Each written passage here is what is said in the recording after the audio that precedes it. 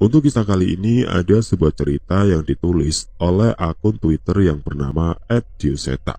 Sebelum kita masuk ke ceritanya, teman-teman tekan dulu tombol like video ini dan jangan lupa tekan juga tombol subscribe channel ini dan nyalakan juga lonceng notifikasinya agar tidak ketinggalan cerita-cerita baru dari channel ini.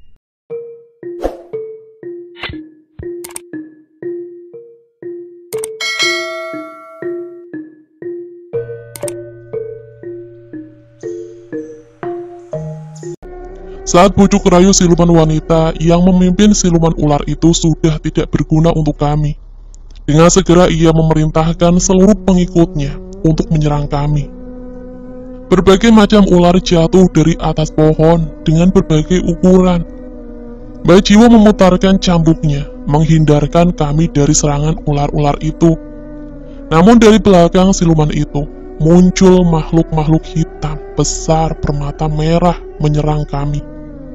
Untungnya Ki Maseo Ombo segera menyambut mereka dengan pukulan yang menghancurkan tanah di sekitarnya. Pak Le yang tidak mau menyia-nyiakan kesempatan segera menerjang siluman wanita itu dengan menghujamkan bilah hitam keris ke tubuhnya. Beberapa kali Pak Le menyerang, namun seperti menyerang hembusan angin. Tidak ada satupun serangan Pak Le yang mengenainya.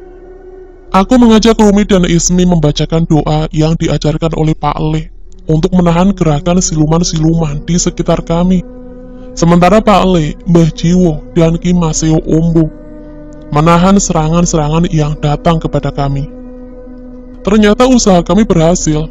Doa yang kami bacakan mampu menahan siluman wanita cantik yang bertarung melawan Pak Le hingga menunjukkan wujud aslinya. Kulitnya yang putih kini sebagian berubah menjadi sisik ular, dengan mata dan lidah yang benar-benar mirip seperti ular. Dengan sikap Pak Le menyerang lagi tubuh siluman itu. Namun tanpa disangka, siluman itu mencabut sebuah keris dan menahan serangan Pak Le, hingga menimbulkan pecahan energi yang membuat Pak Le terpental. "Bukan kamu saja yang memiliki keris pusaka," ucap siluman itu. Pak Le tidak mempedulikan ucapan siluman itu dan kembali menyerang. Namun tetap saja Pak Le terpental setiap kedua keris itu beradu. Pusaka ini akan mementalkan semua serangan yang menyentuhnya. "Hebat bukan?" ucap makhluk itu.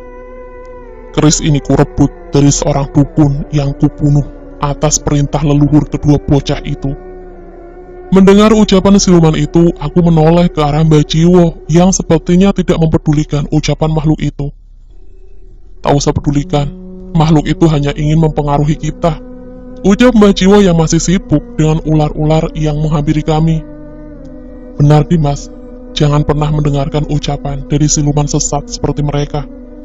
Tapi yang membuat saya heran, bagaimana siluman bisa menggunakan pusaka yang dibuat oleh manusia?" ucap Pak Le yang masih mencari cara menangani pusaka siluman itu.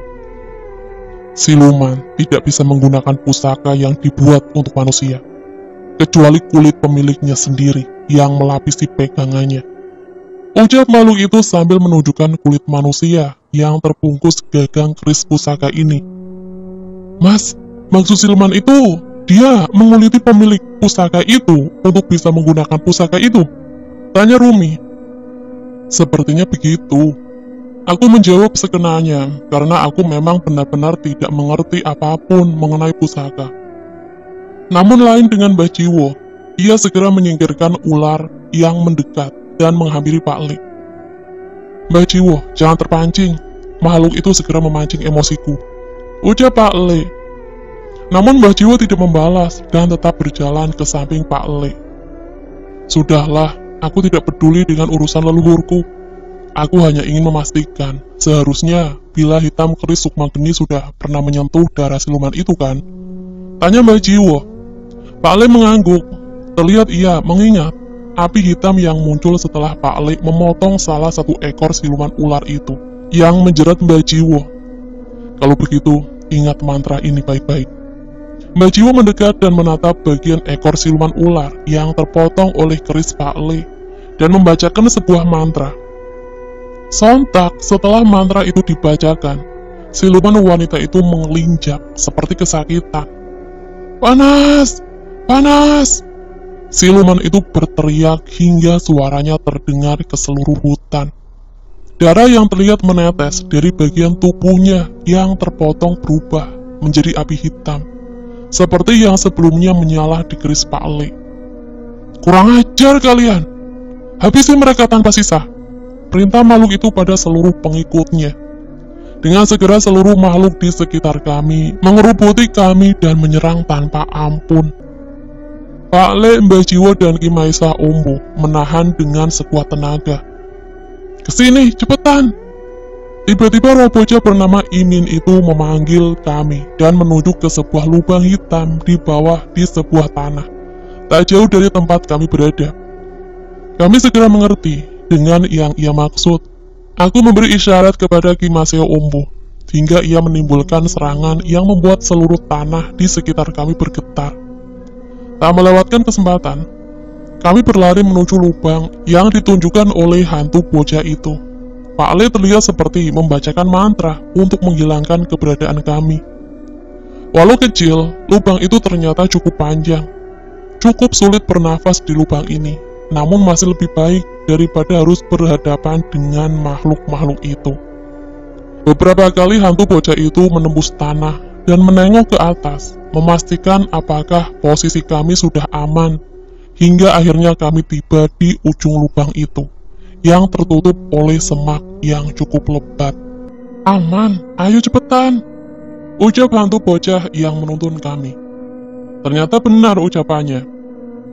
Tempat kami keluar terlihat aman, tidak ada satupun ular yang berada di tempat ini. "Ayo cepat, tempat ini masih wilayah kekuasaan makhluk itu." Jelasnya lagi, kami segera keluar dari lubang dan tiba di sebuah hutan yang dipenuhi semak. "Hebat kamu, Imin, kamu nyelamati nyawa kami," pujiku pada hantu bocah itu. Ia tersenyum, namun sepertinya ia juga sadar, masalah kami belum selesai. "Jangan senang dulu, masih banyak makhluk yang lebih seram. Lebih baik persiapkan diri dulu sebelum lanjut ke pemandian," jelas bocah itu lagi. Kami mengerti. Dengan segera kami mengeluarkan botol air minuman yang kami bawa dan sedikit melepas lelah setelah pertarungan tadi. "Mbah Jiwo, kekuatan bila hitam keris ini begitu mengerikan. Entah bagaimana bila kekuatan ini ada di tangan yang salah," ucap Pak Le yang masih takjub dengan kekuatan keris Sukma Geni yang telah diperkuat oleh Mbah Jiwo. "Kamu benar, Bimo. Begitu banyak pendekar yang meminta pusaka dengan kemampuan itu. Namun saya tahu resikonya dan tidak pernah memberikannya kepada siapapun," jawab Mbah Jiwo. Pak Le masih takjub dengan keris Sukma Geni yang ia pegang saat ini. Lalu, mengapa Mbah Jiwo memberikan kekuatan ini pada keris Sukma Geni milikku ini? Tanya Pak Le lagi. "Ada banyak alasan. Yang pertama karena saya percaya kekuatan ini dipegang oleh orang yang tepat, sehingga tidak akan digunakan untuk hal yang salah. Dan yang kedua, kekuatan api putih keris Sukma Geni memiliki kemampuan menyentuh yang bisa menetralkan api hitam itu, sehingga kekuatannya dapat dikendalikan," jelas Mbah Jiwo. Pak Le mengangguk dan akhirnya mengerti maksud Mbah Jiwo. "Terima kasih, Mbah. Akan saya gunakan kekuatan ini dengan bijak," ucap Pak Le yang merasa terhormat mendapatkan kekuatan yang dipercayakan oleh Mbah Jiwo. Setelahnya Mbah Jiwo meminta Ismi mengeluarkan batu hitam yang ia genggam dan membacakan mantra yang sebelumnya yang telah diajarkan. Seketika muncul makhluk mengerikan di tengah-tengah kami. Siluman ular besar dengan badan manusia yang terpisah dari kepalanya. "Bimo, apa kamu bisa membantu makhluk ini? Dia adalah ibu dari hantu bocah ini yang menjadi bawahan dari makhluk itu," ucap Mbah Jiwo. "Iya Pak Le, tolong bantu ibunya Imin, dia sudah banyak membantu kita," tambahku. Pak Le terlihat tersenyum.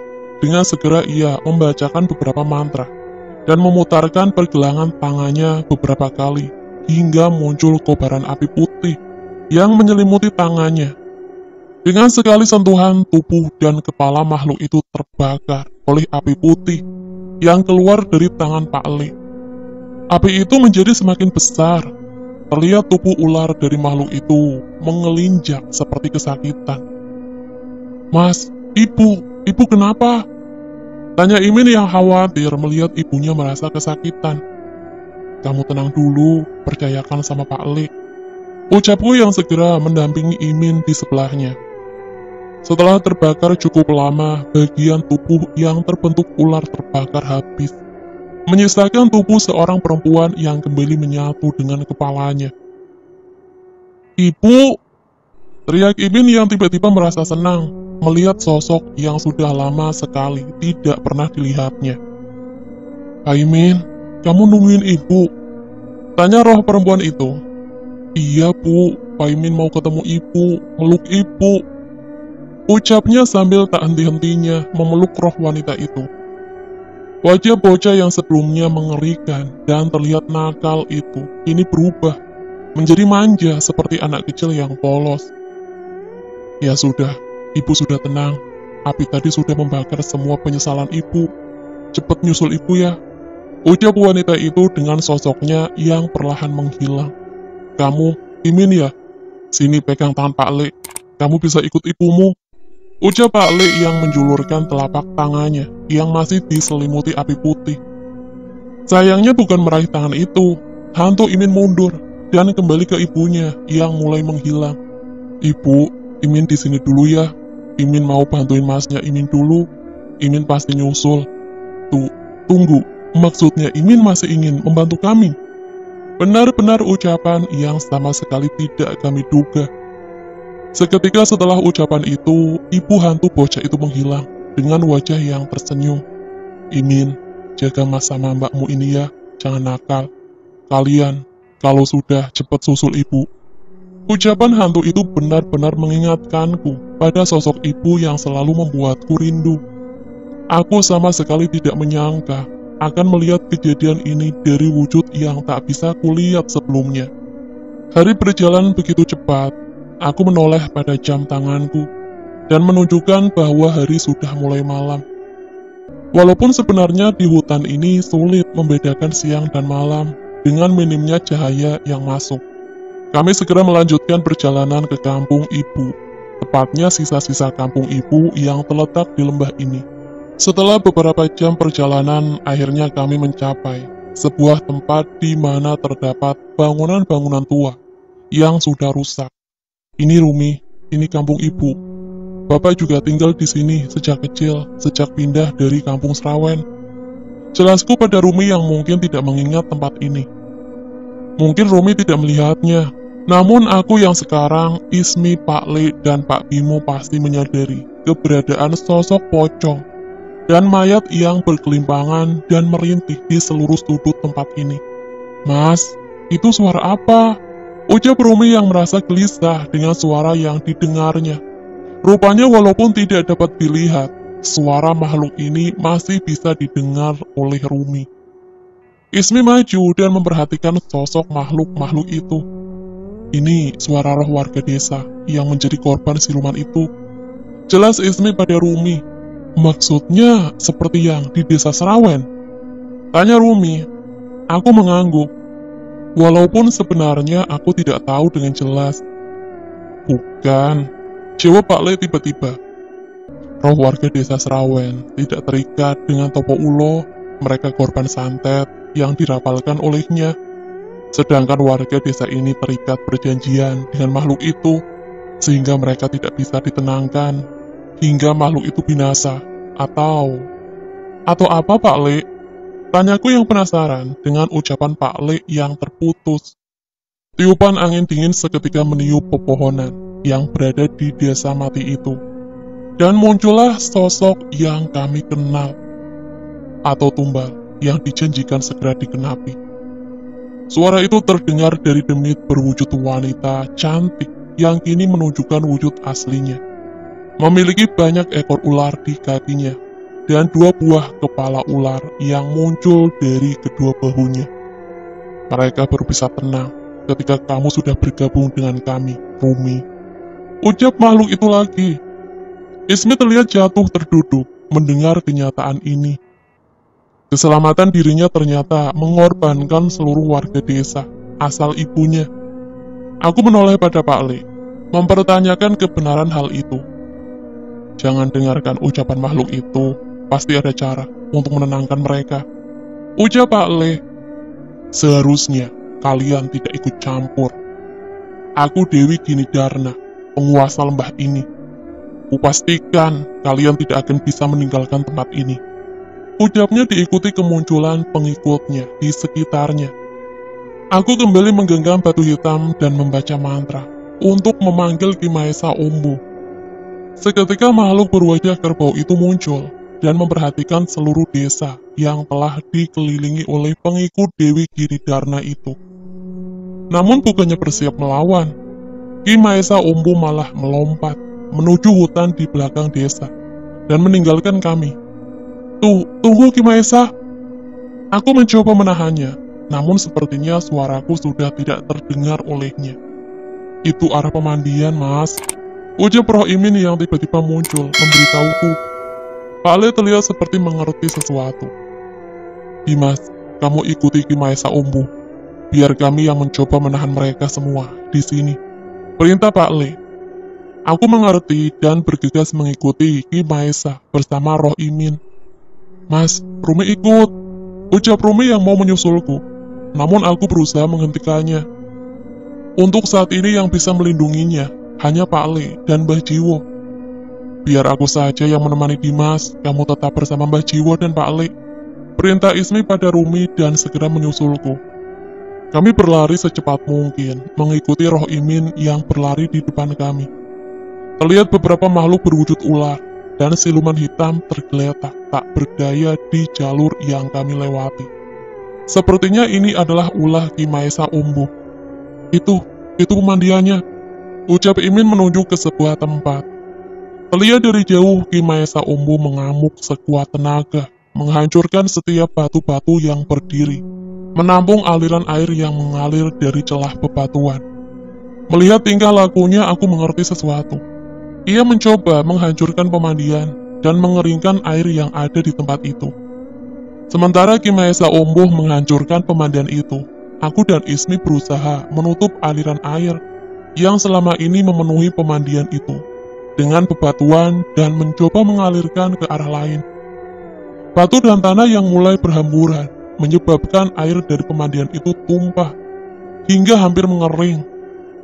Dimas, itu!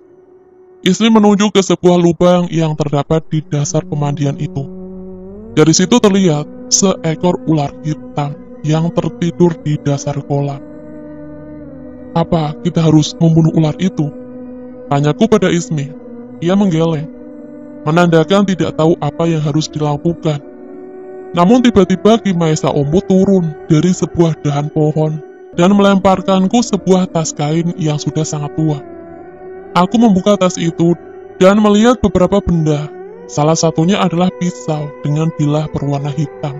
Bukan ular itu, tapi hancurkan sesuatu yang dijaga ular itu.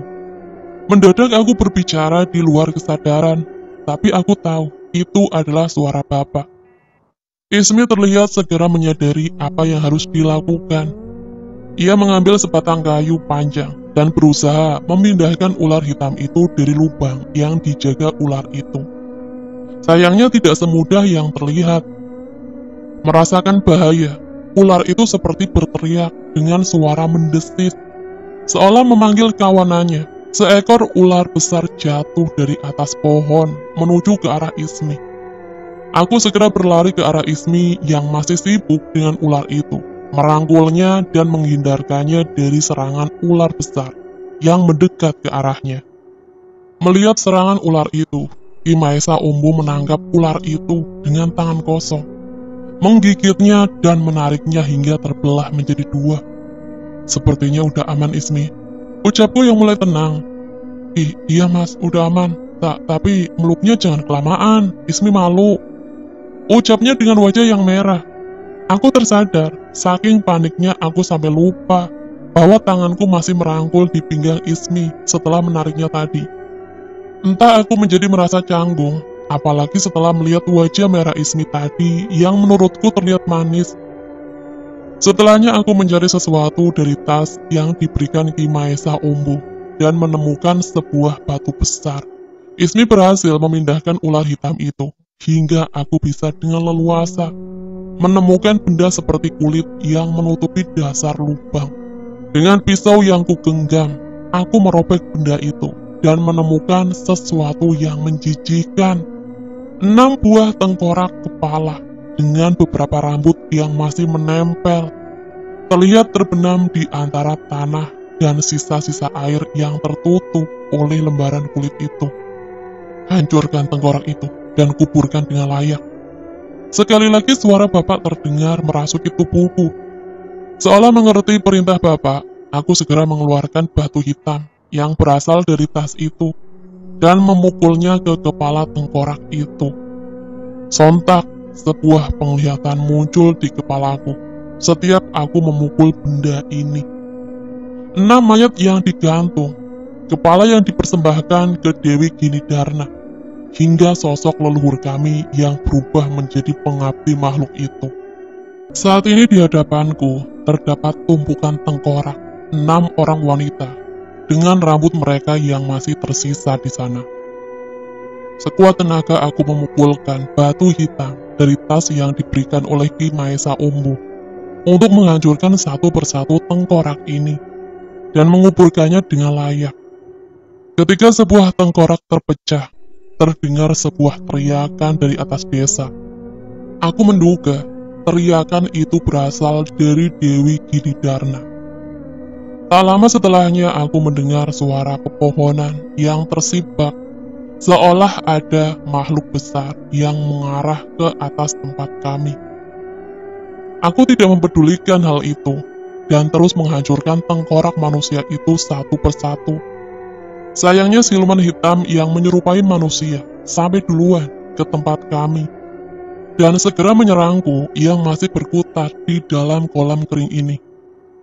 Untung saja Ismi cukup sigap, menyalakan korek api kuno miliknya dan mencegah makhluk itu untuk mendekat.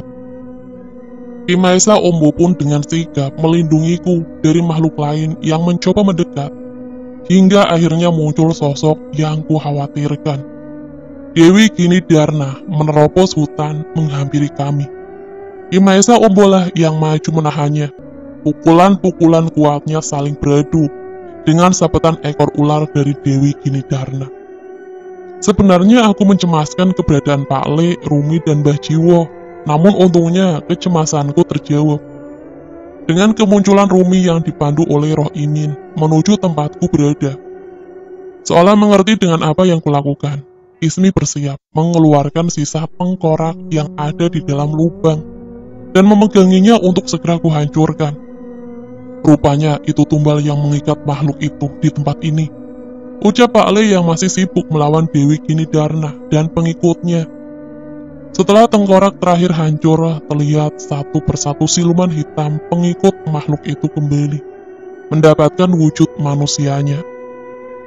Tak hanya itu, siluman ular berbadan manusia, pengikutnya kehilangan bagian tubuh ularnya, dan kembali menjadi roh manusia seperti yang terjadi pada Ibu Imin.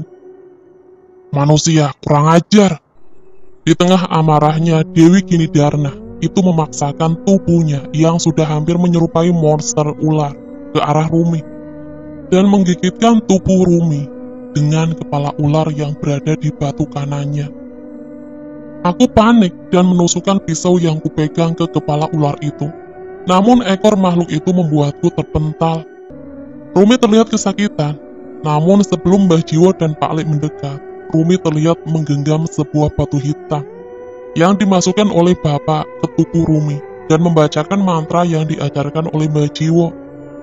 Seketika Dewi Ginidarna terpental jauh dari tubuh Rumi, diiringi dengan kemunculan sesosok kakek tua dengan tubuhnya yang telah dipenuhi sisik ular.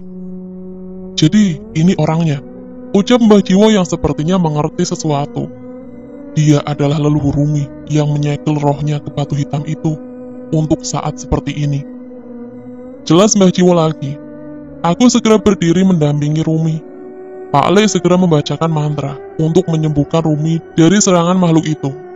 Ini adalah akhir dari perjanjian laknat itu. Aku akan menebus semuanya, ucap kakek itu yang menerjang Dewi Ginidarna. Setiap pukulannya membuat makhluk itu tidak berdaya.